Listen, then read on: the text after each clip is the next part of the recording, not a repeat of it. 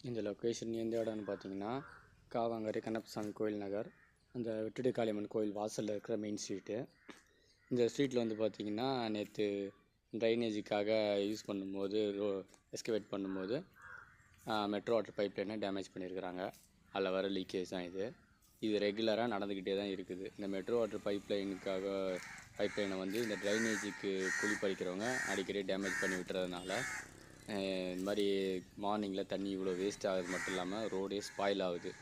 இதனால் நிறைய ஆக்சிடென்ட் நடக்குது.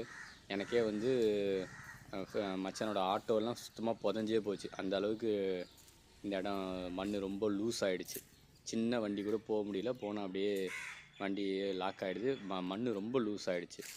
இந்த மாதிரி எல்லா இடத்தையும் டேமேஜ் பண்ணி விட்டுறாங்க. ஒரு ஐடியாவே இல்லாமல் கீழே என்ன பைப் லைன் போகுது அந்த ஐடியாவே இல்லாமல் டேமேஜ் பண்ணி விடுறதுனால ரொம்ப பெரிய இஷ்யூ நடக்குது.